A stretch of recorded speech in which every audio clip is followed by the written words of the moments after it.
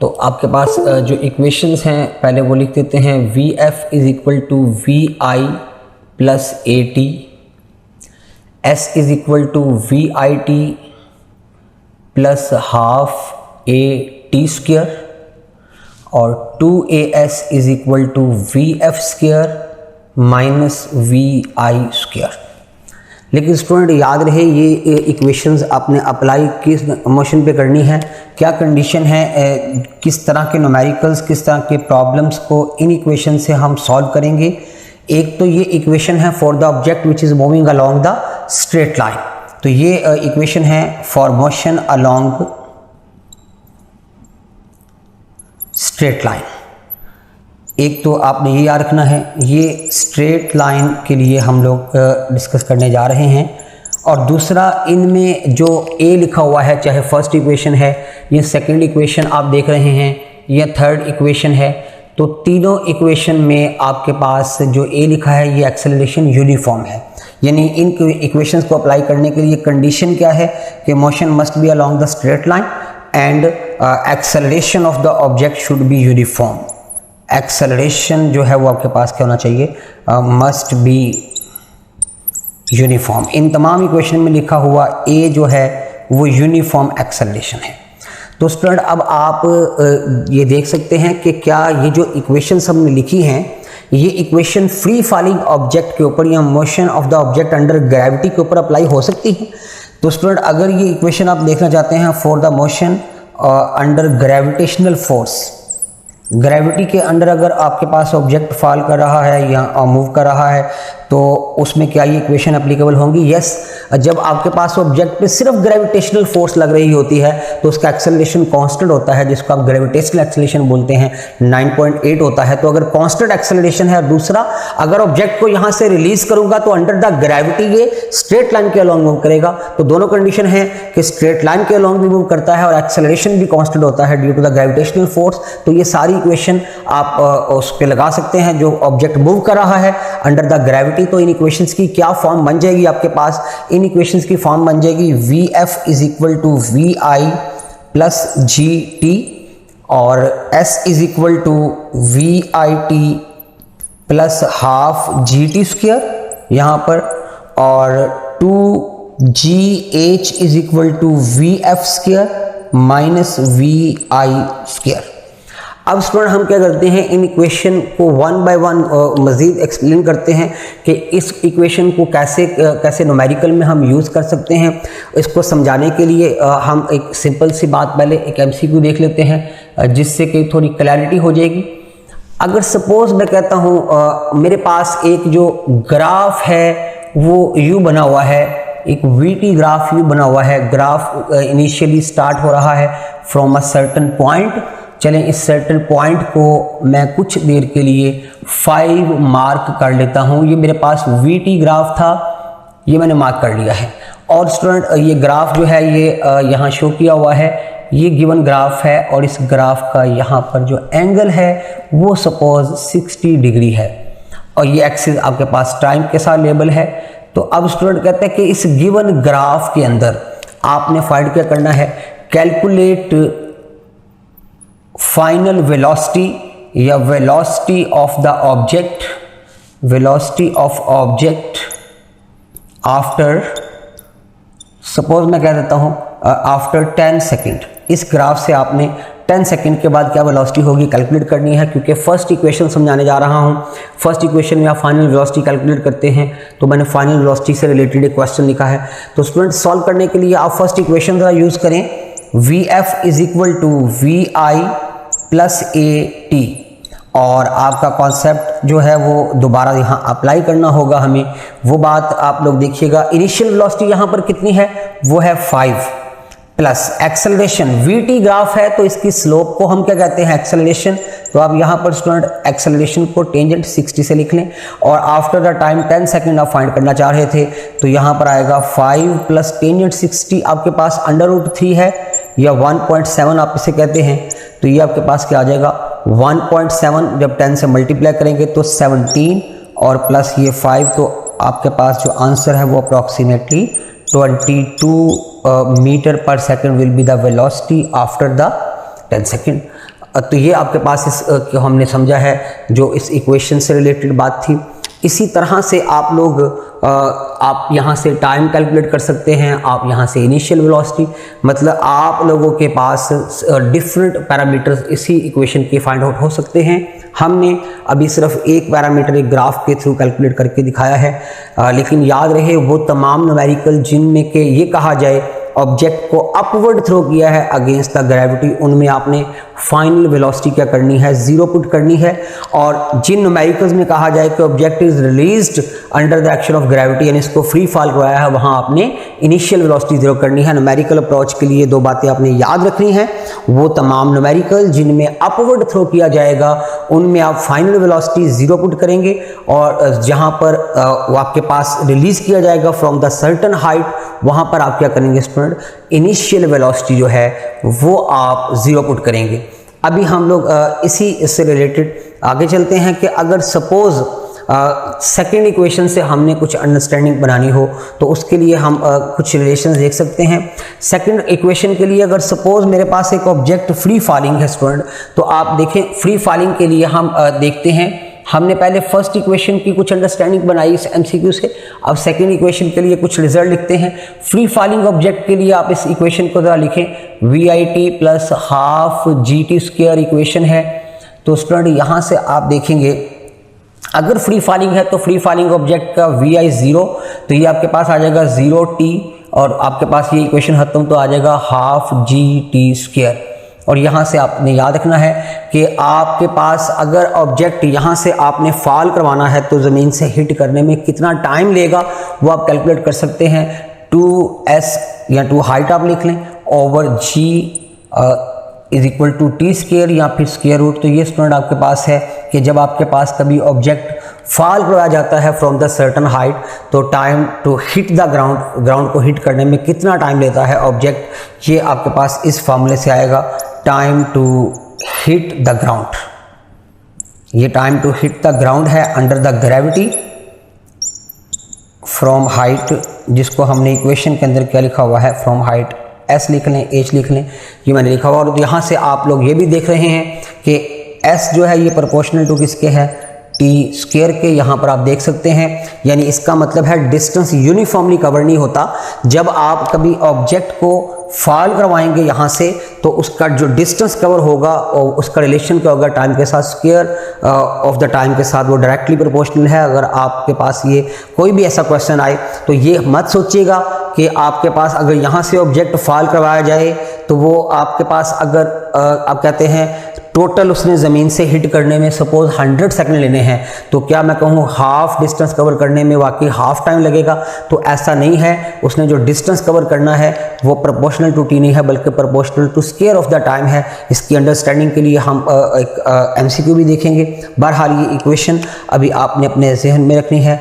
और यहाँ से एक और बात आप देख रहे हैं, time to hit the ground जो है वो बॉडी के मैस पे डिपेंड नहीं करता। जब आप ग्रेविटी में फॉल करवा रहे हैं तो आपके पास 5 ग्राम का मैस है या 10 ग्राम का है या 50 ग्राम का है, उनका ज़मीन को हिट करने का टाइम सेम होगा, provided they are release from the same height. Same height से अगर आप दो ऑब्जेक्ट ड्रॉप करते हैं तो वो ज़मीन को हिट करने में सेम टाइम कंज्यूम करेंगे। ये आपके पास इस इक्वेशन से है। तो ये हमने सेकंड इक्वेशन से रिलेटेड जो है वो कुछ 2 रिजल्ट रिड्यूस किए हैं जिनसे हम MCQs भी देखेंगे। और अभी सेकंड इक्वेशन से और क्या रिजल्ट आएंगे वो हम देखते हैं। तो स्टूडेंट सेकंड इक्वेशन से हमने time to hit the ground discuss किया और हमने डिस्कस किया as proportional to T square, यानी डिस्टेंस जो कवर होना है फॉलिंग बॉडी का वो असल में टाइम के साथ डायरेक्ट लिंक नहीं है बल्कि स्क्वायर ऑफ द टाइम के साथ डायरेक्टली प्रोपोर्शनल है। तो अब हम लोग उसी से फर्दर चलते हैं। जो हम इक्वेशन लिखते हैं VIT plus half GT square, और अगर इसको फ्री फॉलिंग बॉडी के लिए लिख रहे हैं तो S इज इक्वल टू आपके पास आ जाएगा VI, यहाँ पर 0 कर दें तो ये आपके पास 0 into T plus half GT square, तो रिजल्ट वही S is equal to half GT square. Student ये आपके पास असल में है distance covered by the object, free falling object in the time duration T second. ये आपके पास असल में है। एक इंपॉर्टेंट जुमला लिख रहा हूँ जिसकी इंपॉर्टेंस आपको पता लगेगी जब ये मैं पूरी बात एक्सप्लेन कर लूँगा। टोटल डिस्टेंस है आपके पास, ये इक्वेशन जो है ये टोटल डिस्टेंस देती है आपको covered by object, covered by free falling object. Free falling object इसलिए है कि ये इक्वेशन बनी ही तब है जब आपने VI0 किया है। फ्री फॉलिंग ऑब्जेक्ट जो है उसके लिए ये इक्वेशन है, total distance covered by free falling object in duration, और ये ड्यूरेशन टोटल कितना है t सेकेंड्स। ये t सेकेंड्स आपके पास टोटल ड्यूरेशन है, t सेकेंड्स। मसलन अगर मैं कहूँ कि आपके पास, सपोज मैं कहता हूँ स्टूडेंट्स, यहाँ से इसको आप एक रेफरेंस लाइन मान लें और यहाँ से एक ऑब्जेक्ट को मैं फ्री फॉल करवाता हूँ। जब ऑब्जेक्ट यहाँ से फ्री फॉल करवाएंगे तो आपको पता है कि वो 1 सेकंड में कितना डिस्टेंस कवर करेगा। यहाँ से आप क्या करेंगे, 1 पुट कर दें और इक्वेशन को आप यूँ भी लिख सकते हैं, अगर g की वैल्यू 10 लिखने अप्रॉक्सीमेट तो 10/2 5t²। हम कैलकुलेशन की आसानी के लिए ये लिख रहे हैं, एक्चुअल इक्वेशन यही है जो आपने लिखी हुई है। तो स्टूडेंट अभी कैलकुलेशन के लिए हमने g की वैल्यू को 10 लिखा है 9.8 की बजाय। तो फर्स्ट सेकंड, अभी मैंने इसको यूं ऐसे फॉल करवाया है, तो 1 सेकंड में कितना डिस्टेंस कवर करेगा ये। तो यहाँ से आप क्या करेंगे, 1 सेकंड में डिस्टेंस कवर निकाल लें, डिस्टेंस कवर्ड इन 1 सेकंड। तो 1 सेकंड में डिस्टेंस जो आपके पास, जिसको चलो मैं यहाँ लिखता हूँ S1, distance covered in the 1 second जो है, ये आपके पास कितना आ जाएगा। तो यहाँ पर आपने 1 पुट किया तो 1 का स्क्वायर 1, तो आपके पास 5 से मल्टीप्लाई करें तो 1 सेकंड में ये 5 मीटर डिस्टेंस कवर करेगा, यानी यहाँ से 5 मीटर नीचे आ जाएगा ऑब्जेक्ट। अच्छा, अगर मैं यहाँ से ऑब्जेक्ट को फॉल करवाता हूँ इसी रेफरेंस लेवल से, तो देखते हैं 2 सेकंड में वो कितना नीचे जा चुका होगा, 2 सेकंड में उसका डिस्टेंस कवर्ड कितना होगा स्टूडेंट। तो 2 सेकंड में जो डिस्टेंस कवर होगा वो यहाँ पर 2 पुट करेंगे, 2 का स्क्वायर 4, 4 × 5 अगर आप करेंगे तो 20। तो इसका मतलब distance covered in the 2 second जो है वो आपके पास क्या आ जाएगा, 20 मीटर। ये स्टूडेंट हमने डिस्टेंस है 2 सेकंड्स के लिए। अगर आप कहें कि 3 सेकंड में कितना डिस्टेंस कवर होगा, total distance covered in the 3 seconds during the free fall, तो यहाँ से 3 सेकंड के लिए अगर आप देखेंगे तो ये डिस्टेंस कितना होगा स्टूडेंट। यहाँ पर हम 3 पुट करेंगे तो 3 का स्क्वायर 9, 9 × 5 तो 45। तो ये है distance covered in the 3 second which is 45 metre. हम 1-2 चीज़ें कैलकुलेशन करेंगे ताकि बेहतर रिजल्ट डेवलप हो जाए आपके लिए और याद करना आपके लिए आसान हो। 4 सेकंड में कितना डिस्टेंस कवर होगा, तो यहाँ 4 पुट करें, 4 स्क्वायर 16 × 5 तो 80। तो यहाँ पर इसका मतलब फ्री फॉलिंग बॉडी 4 सेकंड में कितना डिस्टेंस कवर करेगी, 80 मीटर्स। एक बस और हम वैल्यू लगा लेते हैं ताकि अब रिजल्ट आसानी से बना लें। तो स्टूडेंट अगर सपोज मैं कहता हूँ कि distance covered in the 5 second, तो यहाँ 5 करेंगे, 5 का स्क्वायर 25 और 5 से मल्टीप्लाई करें तो 125। तो distance covered in the 5 second, तो आप कहेंगे ये इतनी सारी कैलकुलेशन एक ही इक्वेशन से क्यों की हैं। इक्वेशन तो बड़ी सिंपल थी कि distance covered by the object का फाइंड आउट करना है तो जस्ट टाइम की वैल्यू पुट करें। तो इतने सारी वैल्यूज क्यों लगा के दिखाई हैं हमें। तो स्टूडेंट असल में क्वेश्चन की नेचर समझिएगा आप। हमने निकाला है distance covered by the free falling object in the 1 second, in the 2 second, 3, 4 and 5 second, total distance in the 5 second आपके पास। अब स्पेसिफिकली अगर मैं कहूं कि फ्री फॉलिंग बॉडी का distance covered in the 3rd second, देखिए ये जो डिस्टेंस है ना आपके पास, ये टोटल 3 सेकंड में आपके पास ये टोटल डिस्टेंस है 45 मीटर, जिसमें से 20 मीटर डिस्टेंस तो 2 सेकंड में ही कवर हो चुका था। तो इसका मतलब जो 3rd सेकंड का डिस्टेंस है वो असल में क्या है, वो आप कहेंगे यहां से आगे ये जो डिस्टेंस है ये 3rd सेकंड का डिस्टेंस है। Actually this one is the distance of the 3rd second. Specific अगर आप बात कर रहे हैं तो 3rd सेकंड का डिस्टेंस आप कितना निकालेंगे, आप कहेंगे 2 सेकंड में जितना कर चुके थे वो था 20, और अगर 3 सेकंड में टोटल 45 है तो 20 उसमें से माइनस कर दें तो आप कहेंगे हम 3rd सेकंड का डिस्टेंस निकाल सकते हैं। वो कितना आएगा, आप कहेंगे 3rd सेकंड का डिस्टेंस अगर कैलकुलेट करने का कहा जा रहा है तो आप कहेंगे क्या कर लें, टोटल 3 सेकंड में और 2 सेकंड में जो डिस्टेंस था उसको माइनस कर लेंगे, 45 में से 20 माइनस करेंगे तो आप कहेंगे आंसर इज 25 मीटर। अगर मैं कहूं सेकंड में, यानी दूसरे सेकंड में कितना डिस्टेंस कवर हुआ था, तो पहले सेकंड में 5 था, 2 सेकंड में टोटल 20, तो फिर दूसरे में कितना हुआ 15, क्योंकि 5 तो वो था जो पहले सेकंड में कवर हो चुका था।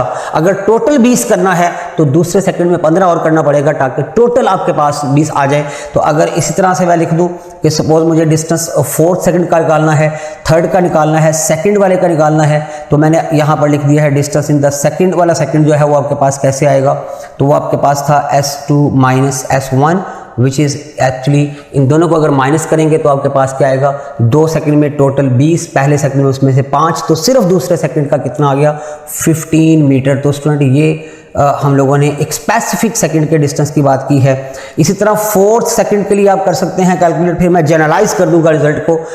4th सेकंड में टोटल 4 सेकंड में 80 है, जिसमें से 45 तो कवर हो चुका था किसमें, 3 सेकंड में, तो फिर 45 से एक्स्ट्रा जितना भी आया है 80 तक जाने में, वो चौथे सेकंड का डिस्टेंस है, वो 4th सेकंड का डिस्टेंस है। तो इसका मतलब है 4th सेकंड का कैसे आएगा, टोटल इन द 4 और टोटल इन द 3 दोनों को माइनस करेंगे तो आपके पास 80 माइनस 45, तो आंसर इज 35। तो ये स्टूडेंट आप लोगों के पास, अब आप कहेंगे क्या हमें पेपर में अगर आ जाए किसी स्पेसिफिक nth सेकंड का डिस्टेंस कैलकुलेट करना, तो क्या हमें पहले काफ़ी सारे कैलकुलेट करके रखने पड़ेंगे और फिर जाके हम उस स्पेसिफिक क्वेश्चन को एड्रेस करेंगे?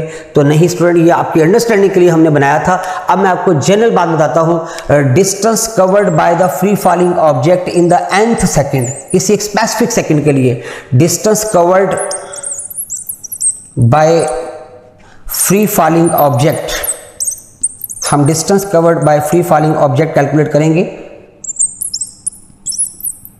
In nth second specifically. किसी एक सेकंड की बात हो रही है, nth सेकंड स्पेसिफिकली, वो आपके पास 7th 6th 8th कोई भी एक स्पेसिफिक सेकंड हो सकता है। ये स्पेसिफिकली हम बात कर रहे हैं किसी एक सेकंड के लिए। तो स्टूडेंट उसके लिए आपने क्या करना है, इक्वेशन है Snth is equal to half G2n-1। ये आप G/2 को अगेन 5 लिख सकते हैं, तो 5 और यहाँ पर 2n-1। तो आप ये इक्वेशन स्टूडेंट याद रखें। वेरीफाई आपको करवा देता हूँ, जो हमने कैलकुलेशन की क्या उस पर एप्लीकेबल है। आप 3rd सेकंड का डिस्टेंस निकालना चाहते थे, n को क्या करें आप यहाँ पर 3 पुट करें, तो 2 3 6 और 6 - 1 करेंगे तो आपके पास आ जाएगा 5 × 5 25, विच इज़ द आंसर। अब दोबारा देखें, 4th सेकंड का डिस्टेंस निकालना है तो n को 4 करेंगे, 4 to the 8, 8 - 1 करेंगे तो आपके पास आ जाएगा 7 × 5 35 दिस वन। तो आप किसी भी एक सेकंड का डिस्टेंस निकाल सकते हैं स्टूडेंट, जब आपके पास ये कैलकुलेशन सिर्फ आपको समझाने के लिए। तो आइंदा ये एक फार्मूला है total distance in the duration t second, और ये फार्मूला है distance in the specifically nth second during the free fall. अब इसी तरह से क्या रिलेशन आप देख रहे हैं कि हर सेकंड में डिस्टेंस एक जैसा नहीं कवर होता, यूनिफॉर्म एक्सेलरेशन है ये आपके पास, ये यूनिफॉर्म वेलोसिटी नहीं है कि हर सेकंड में एक जैसा डिस्टेंस कवर होगा। डिस्टेंस पहले सेकंड में आपके पास 5 मीटर है, दूसरे सेकंड में 15 है, तीसरे सेकंड में 25 है। हर सेकंड में वो आपके पास डिस्टेंस जो है वो 10 का फर्क आ रहा है, क्योंकि एक्सेलरेशन 10 है आपने नोट किया हुआ। तो आपके पास एक जैसा नहीं है। तो अगर आप लोग सपोज मैं कहता हूँ first second, second second, third second, अभी हमने इसको एस फर्स्ट, एस सेकंड और एस थर्ड लिख लेते हैं। तो स्टूडेंट हम एक रिलेशन देख लेते हैं। अगर मैं कहूँ distance in the first second और डिस्टेंस इन द सेकंड वाले सेकंड जो है, और distance in the third second, तो ये डिस्टेंसेस की रेशो क्या आएगी? तो ये रेशो आपके सामने है। फर्स्ट सेकंड में 5, सेकंड वाले सेकंड में 15 और फिर 25, तो ये आएगा 5:15:25, जिसको आप आसान लिख सकते हैं 1:3:5, सिंपलेस्ट रेशो 5 कॉमन लेके। तो पहले सेकंड, दूसरे सेकंड और तीसरे सेकंड में जो डिस्टेंस कवर हुआ है उनकी हमने स्टूडेंट यहाँ पर रेशो लिखी है। ये रेशो है। इस रेशो से स्टूडेंट आपको एमसीक्यू बनाना आना चाहिए है। हम किसी 2 सेकंड्स में स्पेसिफिकल चलें, हम कहते हैं फर्स्ट सेकंड, और सपोज मैं कहता हूँ यहाँ पर आपने मुझे फर्स्ट सेकंड में जो डिस्टेंस कवर हुआ है और जो दूसरे सेकंड वाले सेकंड में जो डिस्टेंस कवर हुआ है, दोनों डिस्टेंसेस की रेशो बतानी है। तो s first over s second is equal to 1/3। तो इसका मतलब है लिंक क्या बन गया है, distance in the second is equal to 3 time of the distance covered in the first second. तो स्टूडेंट बाकी रिलेशन आप पे छोड़ रहा हूं। आप यूँ भी कर सकते थे सेकंड वाले दूसरे सेकंड में और तीसरे सेकंड में अगर डिस्टेंस का रिलेशन लिखना हो तो s second over s third is equal to 3/5। तो एक सर्टेन रिलेशन आप लिख सकते हैं, s फर्स्ट और s थ्री का भी लिख सकते हैं। तो रिलेशन आप पे छोड़ के जा रहा हूं। मैंने आपको एक गाइडलाइन दी है जनरल के आप डिफरेंट डिस्टेंसेस की रेशो से रिलेटेड एमसीक्यूज के लिए प्रिपेयर हों।